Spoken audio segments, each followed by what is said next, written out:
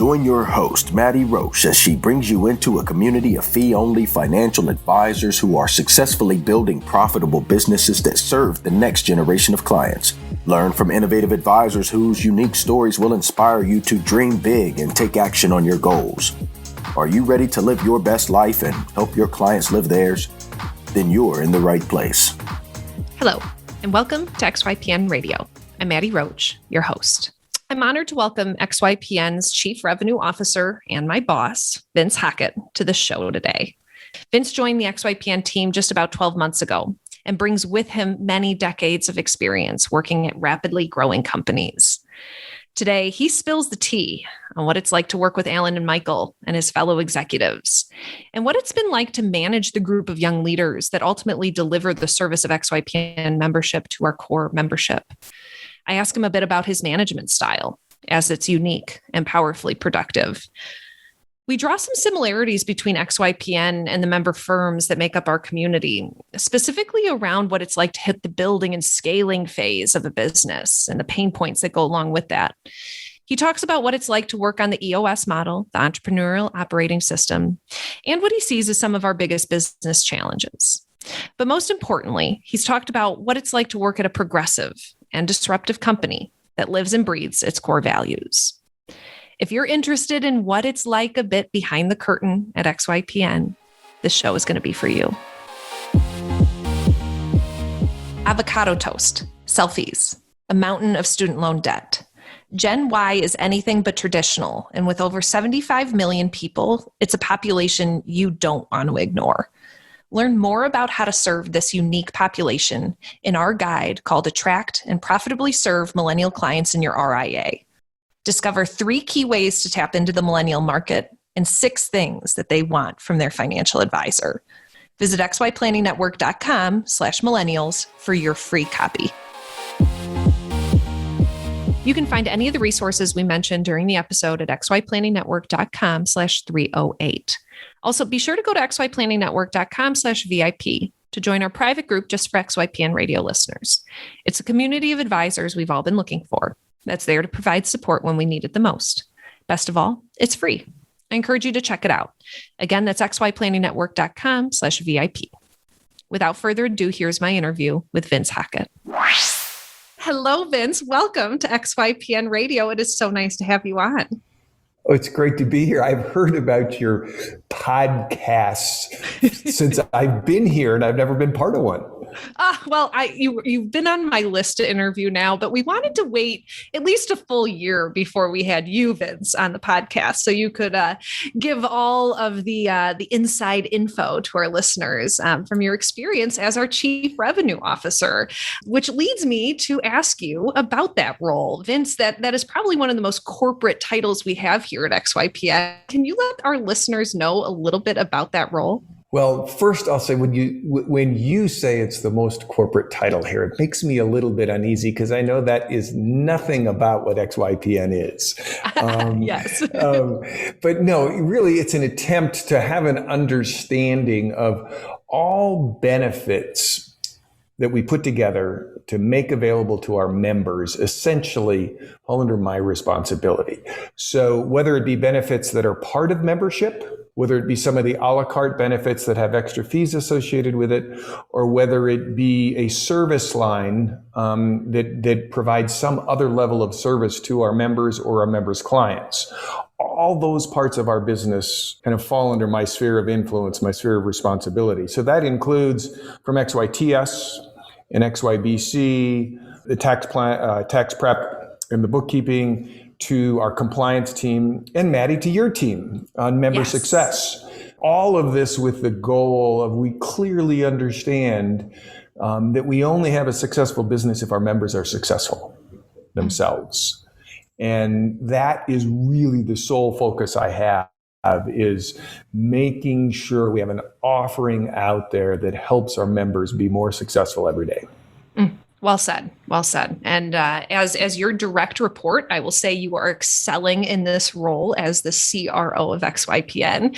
But Vince, I'm always interested in what qualifies you to be this Chief Revenue Officer of XY. And could you tell the listeners about your background? Because you do come to XY with really an impressive amount of experience. And I'd love for you to tell a little bit of the story of what Vince's life has been like professionally. I appreciate that, Maddie. I'm not maybe as good at this as you want me to be, because I try to remain a little bit more humble and don't talk about myself that often. So if it sounds uncomfortable, please know that it a little bit is, but let me do my best. Just brag, Vince. Just go ahead and brag. Talk to us about what you bring to this team, my friend. Well, part of it is I've had a really incredibly fortunate career. It started out after I got my graduate business degree. I went to work for the CEO of a manufacturing company who ended up being my lifelong mentor. And I was given opportunity to do things well beyond my years, and had the support and the kind of the avenues to ask questions like I would never have expected. And that just allowed me to not only do really well, but to make mistakes and recover quickly and learn from them. And so that was Chesapeake Corporation, which over the years allowed me to move up. And when I was still in my early 30s, I was given the chance to be president of the first division of Chesapeake Corporation, which was a 250 person, $50 million manufacturing facility in Wisconsin. And my first 6 months there, we had to go through a union negotiation as well. So, I've had these wild experiences that I was able to work through and learn from, and that's just one of them. That company also gave me the chance then to not only execute an acquisition in Europe, then go run a business in France. So the cultural aspects of learning that stuff is really a part of who I am. When you move to another country and you're the leader of a business and you don't speak their language, at that point, is it incredibly humbling, but the speed at which you have to get up to speed on things is twice as fast, because you don't come with an understanding that's from the perspective of those operating the business. And so it's one of the greatest learning experiences of my life. Mixing in part of the family stories, and because I had moved a lot in that role, at one point we had told our kids, this move will be the last move we make before you get out of high school, because we owed that to them. And that's when we moved to Charlottesville, Virginia. I was at Chesapeake Corporation then, and I was running, at that point, a very large business with operations in 7 different countries around the world. And then the 2008 banking crisis hit, and a private equity firm came and took Chesapeake private and moved the offices to London, and I was in Charlottesville. And that's when I remade myself and remade my career and got into technology in 2010. Because I had to. I'd promised the kids that we wouldn't move again. So I looked for opportunity in Charlottesville and was really fortunate again to get on with a really young team. We were building a technology-based educational solution for senior care in the U.S. And we grew it and it was sold. And it's now one of the largest educational platforms out there, e-learning platforms. And again, I had to remake myself because I was in Charlottesville and I couldn't leave. And that's when I got lined up with S&P Global. An acquisition that they made was headquartered in Charlottesville, and had the opportunity to lead a software division focused on community banks in the US. And so many similarities to that business and XYPN, because in the community banking space, it's all about relationships. So even though we were selling a technology solution that was quite complicated, it was really critical to build this community around the platform. So some of my our most favorite memories were the user conferences that we'd have with these small town bankers from around the country, from all 50 states. And often it was the only trip they got to make outside their hometowns, from small towns in North Dakota or Montana, in New York, and they'd come together and just had this incredible experience building a community around a technology platform. And I really loved that. The downside of that, it was part of a multi-billion-dollar organization, and we just didn't get the investment and kind of the strategic mindset that we needed to continue to grow that business. And that's, also during that time, my kids graduated from high school, so I had that lid taken off the opportunity of what we could do and what we wanted to do. My wife and I are both from the West.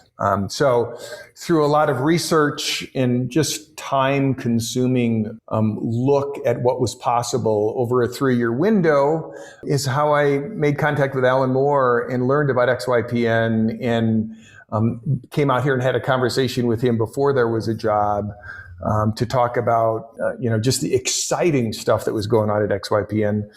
The mission-driven nature of XYPN fits so well with the experience I was having building this business for community banks and the focus on the community of users that we had.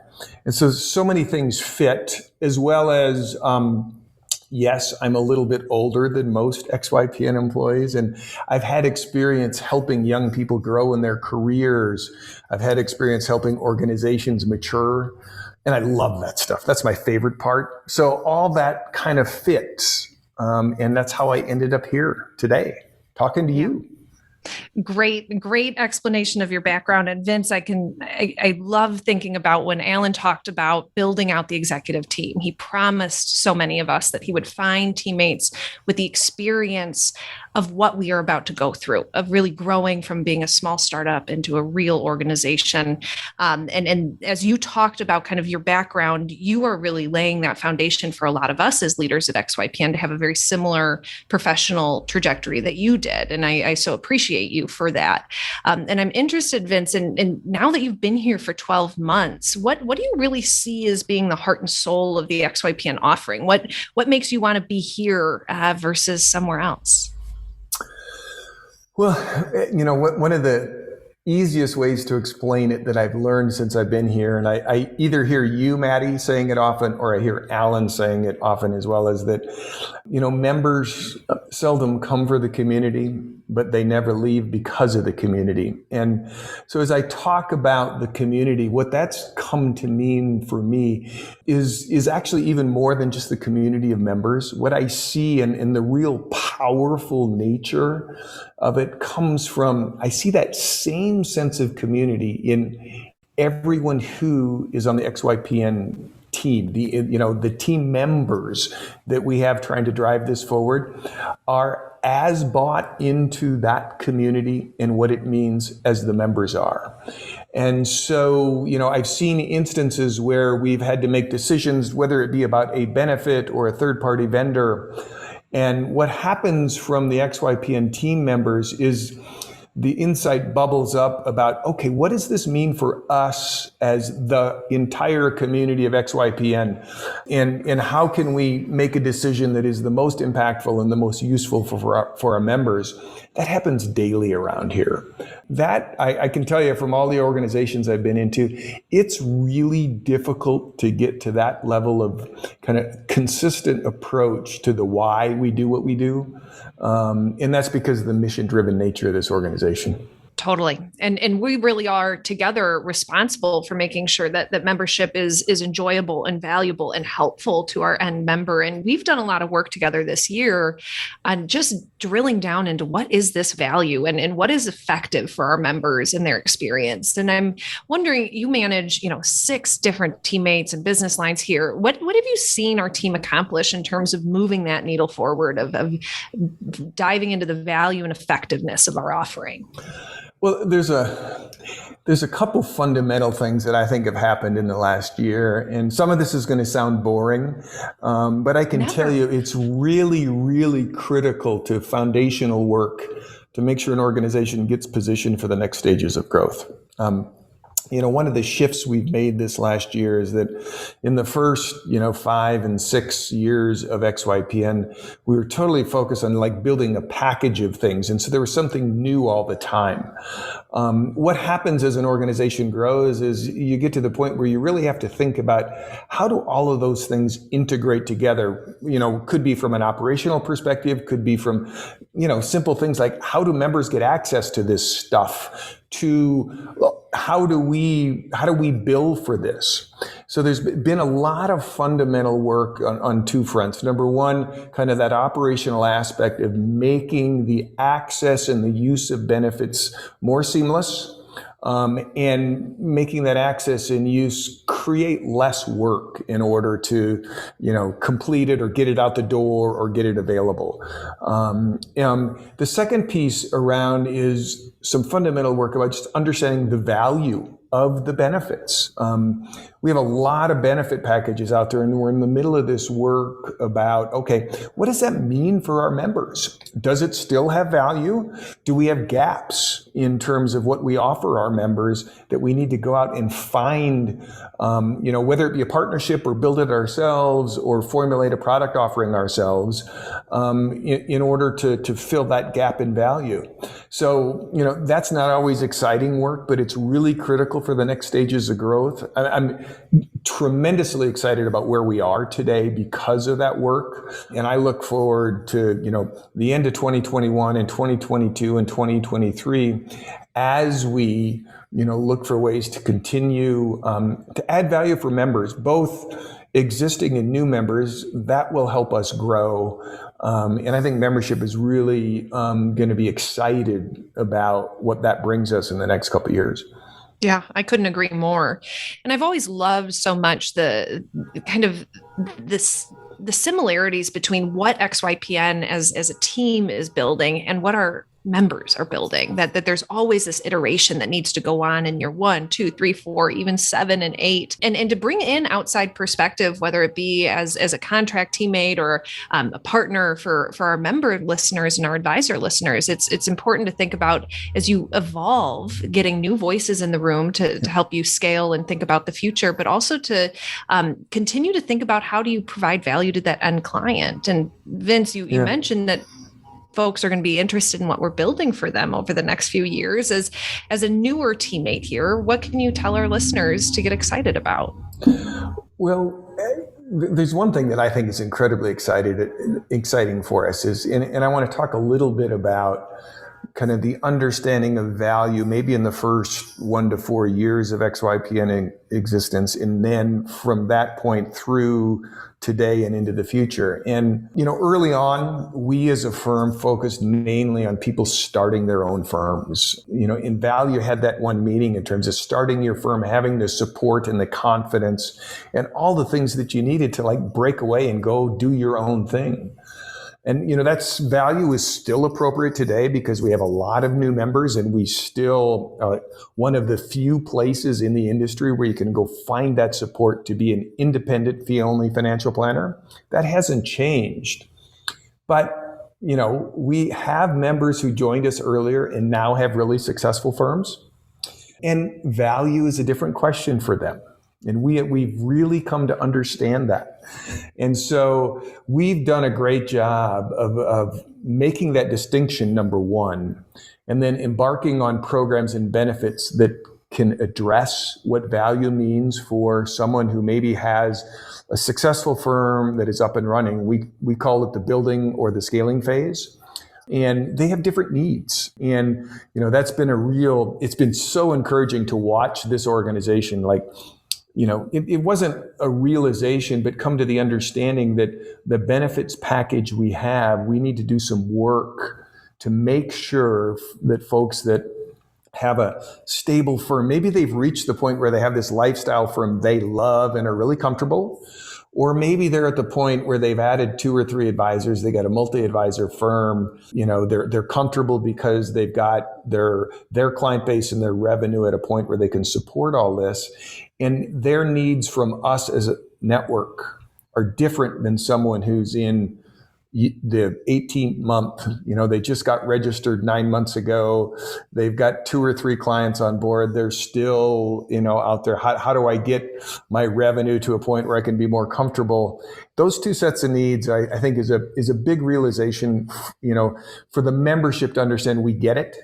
And the stuff that's coming in the future, I think we're going to see more and more value programs for members in the building and scaling phase.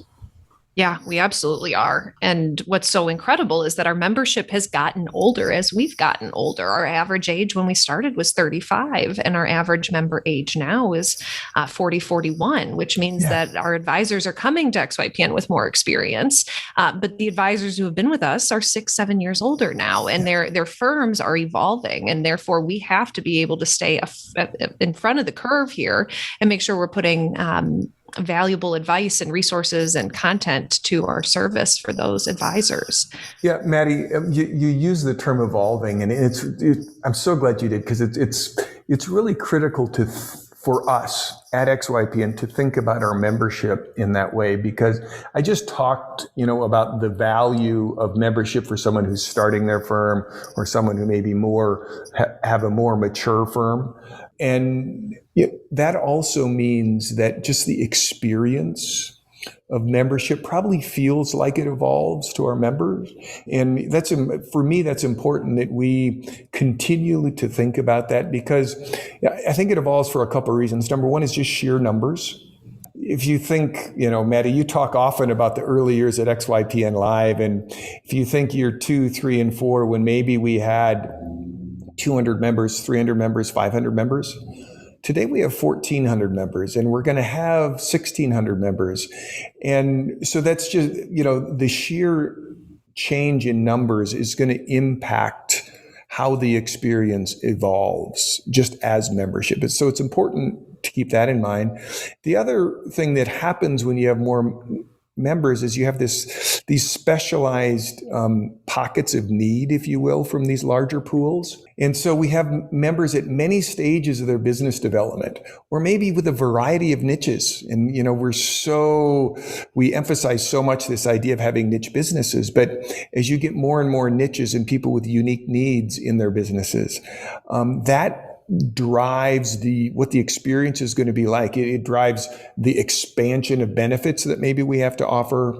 And thus, even the experience of looking at the member benefits page for someone, it's going to change. And what that means for us at XYPN is we have to really be purposeful about how we present benefits, how we make it easy to understand what is appropriate for me as an advisor or a member in the stage of business I'm in, and make that an easy path to help figure that out. Yeah, I say on our Welcome to the Network call every month when we welcome the new members to the network that this is the perfect time to join XYPN. In fact, we're the best we've ever been. And I've enjoyed the XYPN experience so much because we have gotten better every year.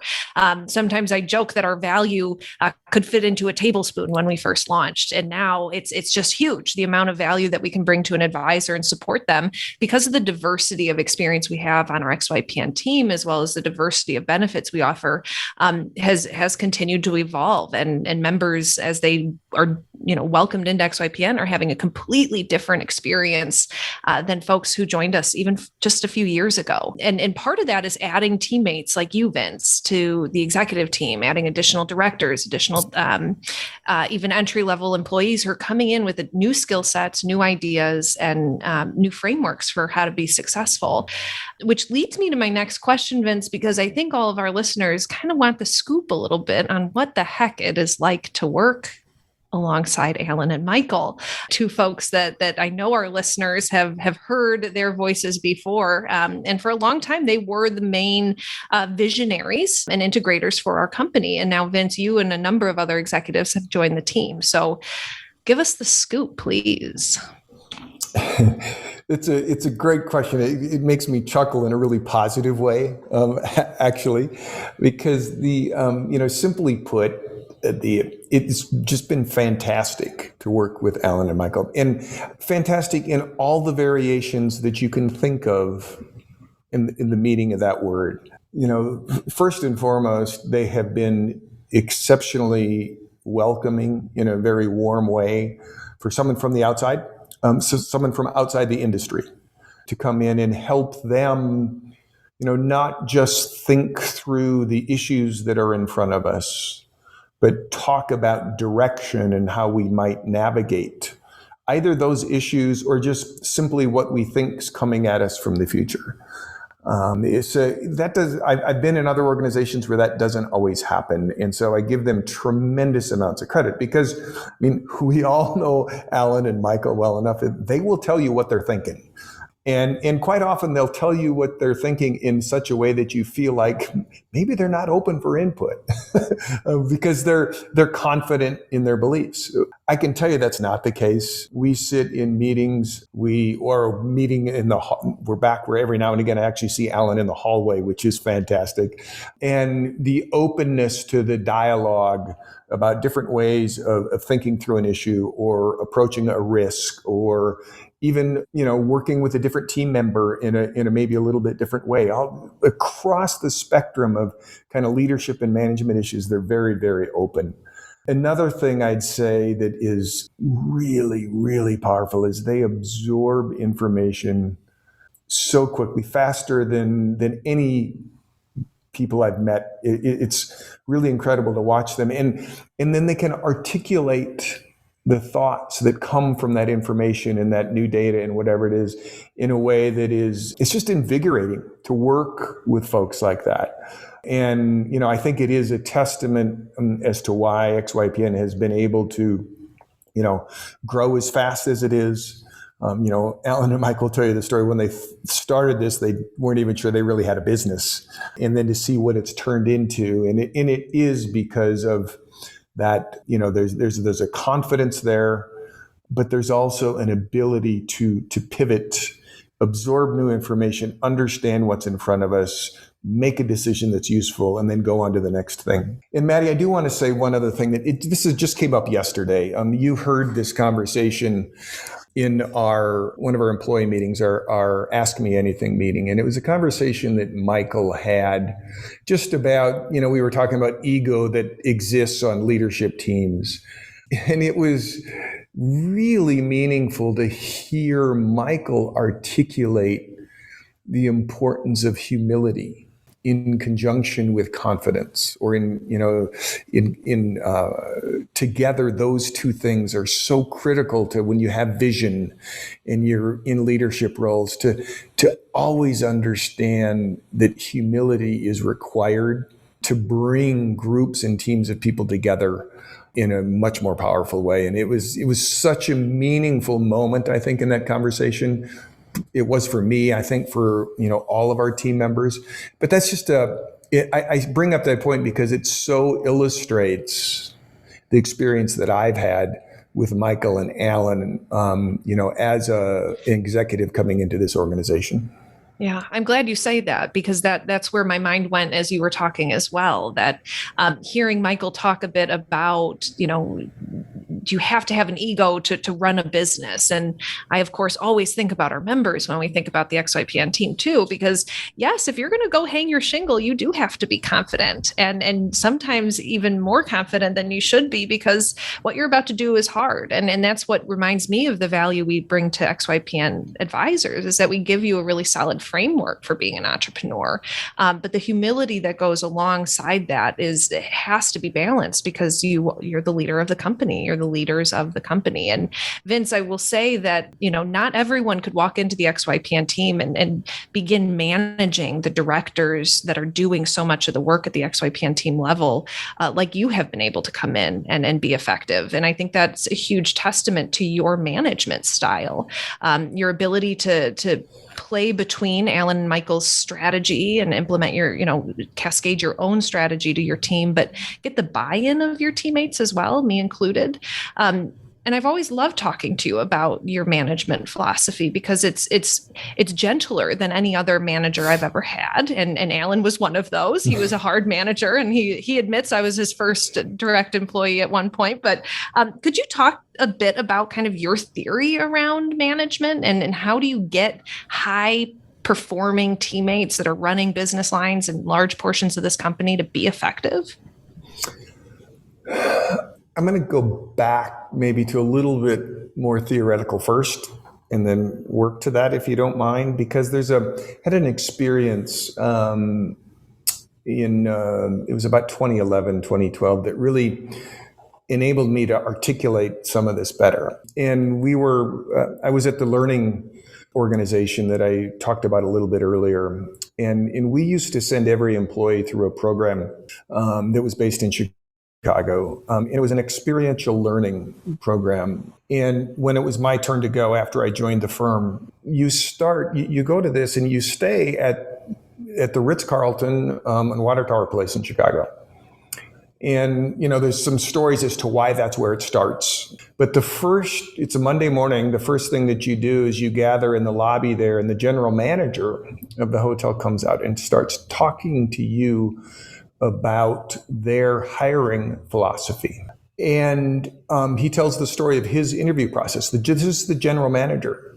And that Ritz-Carlton is actually a Four Seasons hotel that is franchised. It's a weird arrangement. But anyway, his interview process, he did not interview with one person that was above him in the chain. And the most meaningful interviews he had were with the bell captain, the bellman, housekeeping services. And those are the most influential interviews any employee in that hotel has. Now, keep in mind, in that window of time, the Ritz-Carlton Water Tower Place won the award for the best resort property in the U.S. like 7 out of 10 years too. It's hardly a resort property. It's in the middle. I mean, it's not like it's got a golf course or anything like that, but the experience is incredible. What it comes down to, and it takes about 45 minutes to get around to this conversation, but what it comes down to is the manager looks around the room and he says, what we look for one attribute in everyone we hire. And we look for that one attribute because we can teach all the others. The one attribute we can't teach is for people to care. Yep. Let that sink in for a moment.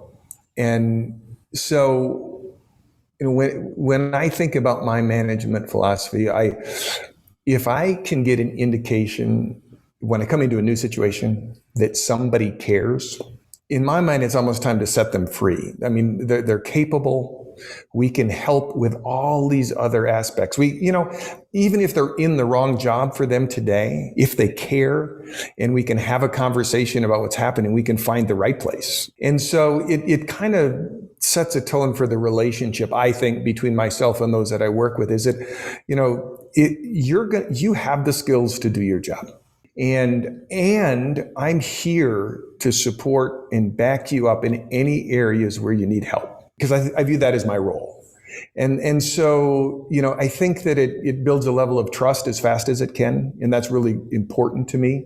When someone comes to me and has a need, I want them to feel like I'm going to give them the time and the space and the energy to help with that. Certainly over time, if someone comes to me with the same need 12 months in a row, that's a different conversation, but we've got this level of trust and we can talk about those things. But Maddie, I've said this to you many times, our directors and the team, my team, there's a lot of really young folks. They're in their first leadership experience. There are so many things that you are confronted with every day that you've not been confronted with before in your career. So you don't bring like the 12 years of experience of having seen the same thing 6 times to kind of know, if I do X, that's going to precipitate Y. You just don't have that sense. So that's my job. And I love doing that to help people think through those things. And so my sense is with all of you that we've gotten to this level of trust in a really quick and expedited fashion because of those things. And it's all been possible because I truly believe everybody I work with cares deeply. And with that as the baseline, it's really easy, actually. Yeah. Well, you really do make it sound simple. And I do agree that we are a mission-driven company. So we do hire on the basis of whether you care about your work. And as a manager, I do sense that as well, that you have to care. You have to really want to do your job well to be effective. But what I've appreciated so much from you, Vince, is your ability, because of your experience, to just quickly tell me, does it matter or does it not? Because for so many years, we worked with the feeling that everything thing was really important, timely, necessary to happen now.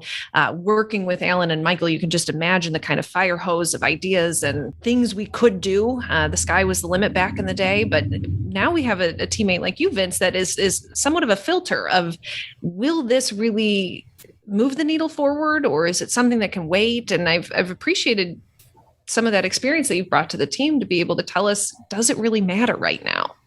Yeah, it's interesting that you say that. And it takes me back to a little bit of my earlier conversation when we talk about the evolution of XYPN in, the first 1 to 4 years and where we are today. Maddie, part of what you're describing is really the classic evolution and maturation of an organization, because it is true. In the first 1 to 3 years of a new organization that is fighting or struggling every day, really just to survive, you actually can't afford to set anything aside. I mean, you have to figure out how to address it all, because it all might matter. And that isn't to say that today things don't matter, but what you have to do is, we have 1,400 members now. You have to prioritize. And there are some things that certainly are more urgent than others. And being able to go from that time period when absolutely everything mattered urgently to where we are today, when you have to prioritize because there's more going on, is what you're describing. And it's natural, and it's a learned skill to see, that which 2 years ago, if you didn't address it, the sky was falling. To understand today, if it gets prioritized lower than 3 other things and you'll get to it later, and that's okay, that's just a huge shift. And to understand that the sky isn't falling if I don't do it today and I do it next week instead. Mm-hmm.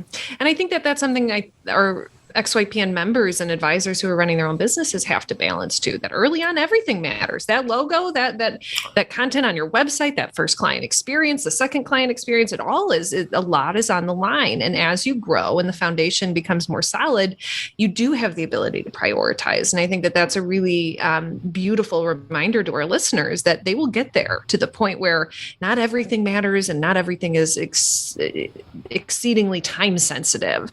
And another thing I've appreciated your perspective around, Vince, was this idea of, if you don't have the skill set, we can just hire someone that does. And that was something that we didn't have the perspective on for a long time, because, when I was hired, I was the director of getting shit done, which is about the widest net of a job description you can imagine. And I have a lot of empathy for our members and advisors who are building their businesses, because they too are directors of getting shit done in their own business. And by the time they reach kind of that building and scaling level, they can take a breath and begin to think more accurately on what is the need that I need to add to my business, and can I contract it? Can it be part-time? How does it impact my P&L? And you've been someone that's really kind of broadened my perspective on that. And I'm wondering if you could talk to the listeners a bit, maybe directly to advisors who are building businesses, on how to weigh that. When is it time to bring in someone else? And does it have to be a full-time employee? Yeah, it's, I'm not sure if there's an equation that's going to fit every instance. And I'll start by saying some of it's driven by, as I've learned, our members in kind of their long-term plans. Sometimes their long-term personal desires is that someone who is looking to, we might have what we call a career-changing Charlie, who is getting into this business and just wants to create a lifestyle business, get to the point where they've got an income that supports their lifestyle and they can see that being stable. We may have someone who actually is looking to grow a multi-advisor firm. And so, the issue of understanding when you have to address these things or when you can prioritize them differently is going to be dependent on kind of the long-term goals of the organization. So if you've got this goal of you want to build into this multi-advisory firm, you probably have kind of maybe let's call it a little bit more of an aggressive entrepreneurial spirit. And so you're going to take or put the mindset on of, I got to get at this today because I've got this plan that in 18 months I want to have my third advisor here. In order to do that, I need to either have revenue of X, client count of X, assets that I'm managing for my clients of X, whatever the case might be. Or I may need to have this piece of software this year, this piece of software next year, all these things in place in order to get to where I want to go. So the detail of doing that matters. The other side of the coin is the lifestyle firm. You might be able to manage your business a little bit more manually for a longer period of time or with less aggressive goals, and that's okay too. So just first and foremost, that kind of long-term strategy is going to dictate it. But then when you get into, say you want to be this multi-advisor firm and you've got your second advisor on board and you've got more clients than you had when it was just you. What happens is that it's kind of the risk reward decision becomes a little bit different. When it's just you and you've got either an issue, maybe it's a software issue that caused a trade that went awry or something like that with one client, and how you address that and how quickly and how much you share with the client. That is one decision when it's just you and your client base. When it's two, you certainly never change from the perspective of doing the right thing, but the timing by which you might address it is one thing. The pressure you might put on is it a third-party piece of software that caused the problem? The pressure you put on them may be different in one situation than the other. Because you've got a little bit more stability or your base is a little bit wider to absorb the risk that you have to manage. And, at XYPN right now, again, back to the earlier conversation, when you're 3 years old and we had 350 members and we had an issue arise, the acuity of that it can be defined differently than today, 1,450 members. And how do we handle it? Because, we certainly will always do the right thing, but we may have 3 other issues that are going on as well because we're bigger and we have to prioritize which one you attack first. Well said. I'm interested, Vince, in your perspective of the EOS model, the entrepreneurial operating system as outlined in Traction. We've talked about it a lot on the podcast, and a lot of XYPN's kind of advanced members in that building and scaling level are using this framework to run their business. And I heard a couple different components in that last answer that remind me of the EOS model and how we are able to really stay on track with things because of it. Would you mind letting the listeners know a little bit about your perspective, kind of coming into a company using the EOS model and framework? Absolutely. And I'll start out by stating I had not been exposed to the EOS model other than knowing what the name was prior to coming to XYPN. And unequivocally, I can say that it's been extraordinarily impressive to see how quickly we can come to strategic realizations, setting priorities, and then executing on those priorities without things falling through the cracks. I've never seen that kind of efficiency. Some of it is, yes, we're still a smaller organization and it's a perfect kind of system for us.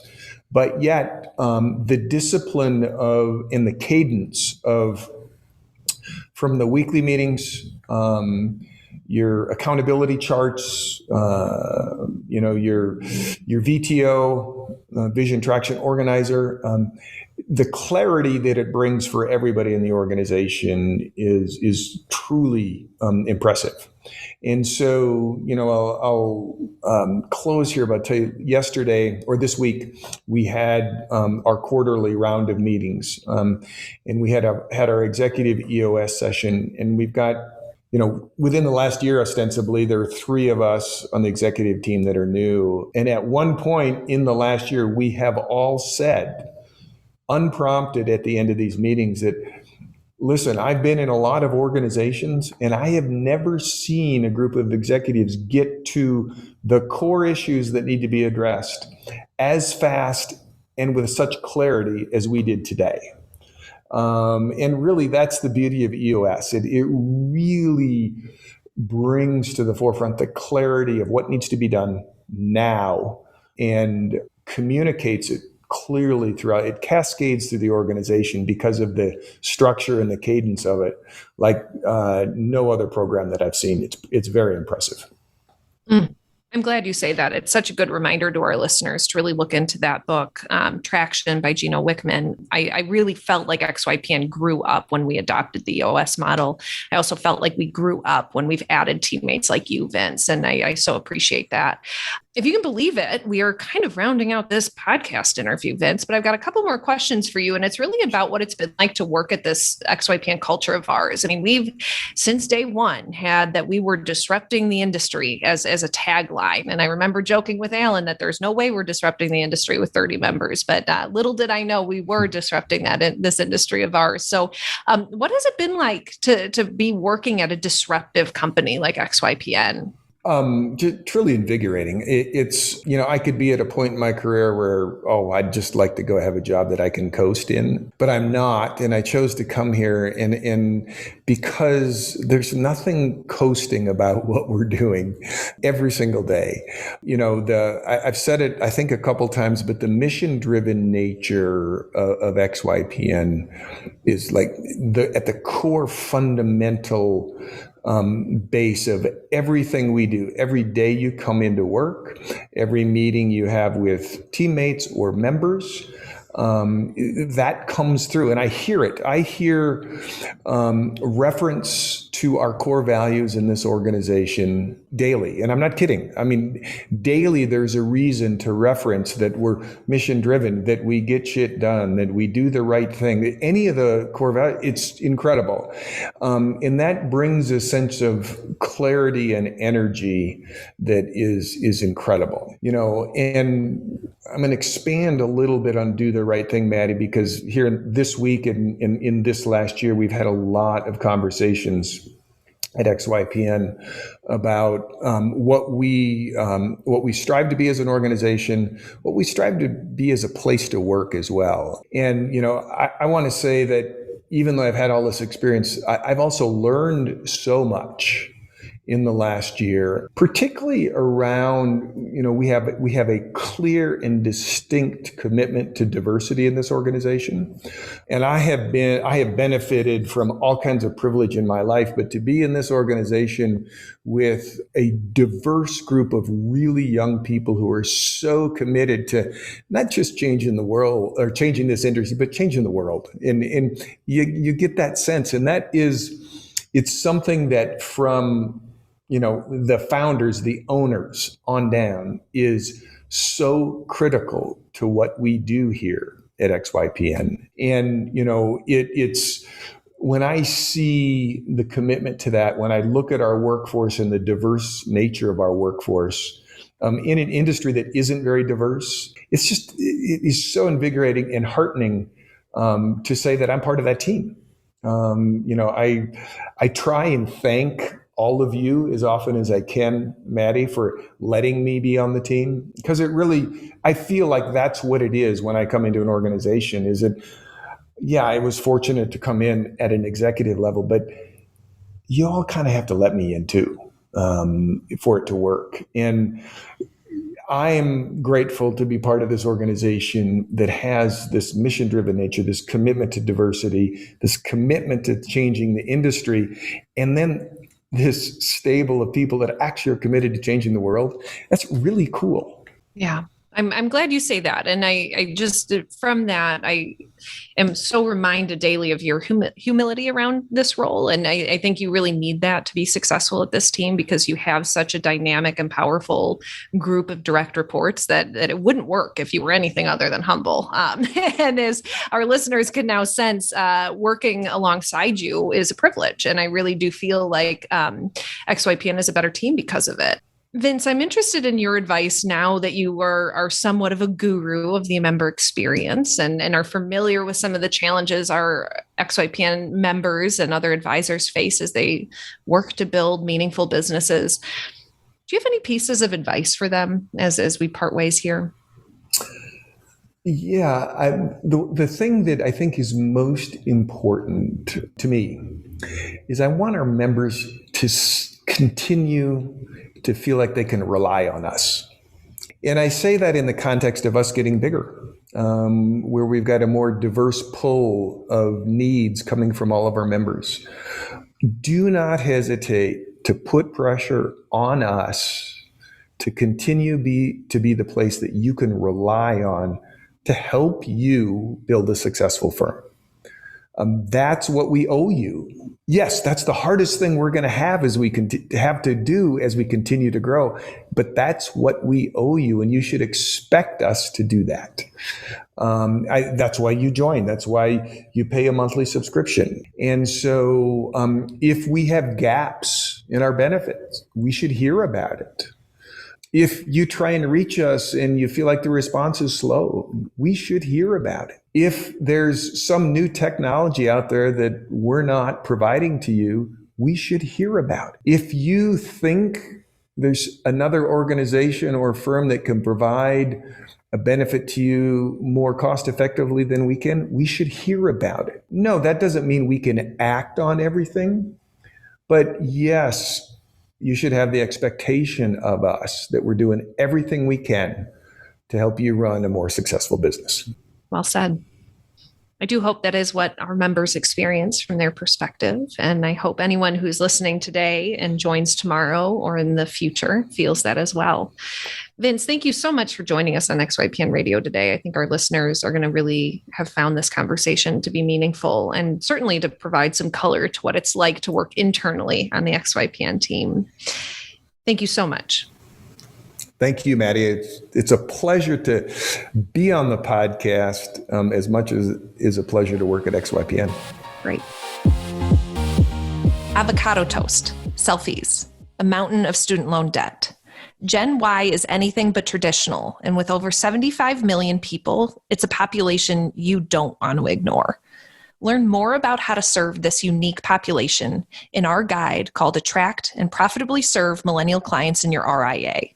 Discover 3 key ways to tap into the millennial market and 6 things that they want from their financial advisor. Visit xyplanningnetwork.com/millennials for your free copy. Be sure to join our VIP community at xyplanningnetwork.com/VIP to hang out with other XYPN Radio listeners, ask questions for future mailbag episodes, and finally, to find a community of like-minded financial advisors. Thank you so much for joining me today. We'll see you next time. You are not alone and you are not crazy. It's scary starting, building, and growing your own financial planning firm, and that's why we put together a free private community just for you, the Cutting Edge Financial Planner. Go to xyplanningnetwork.com/VIP or text XYPN Radio to 33344 and join a network of thousands ready to change the lives of Gen X and Gen Y clients.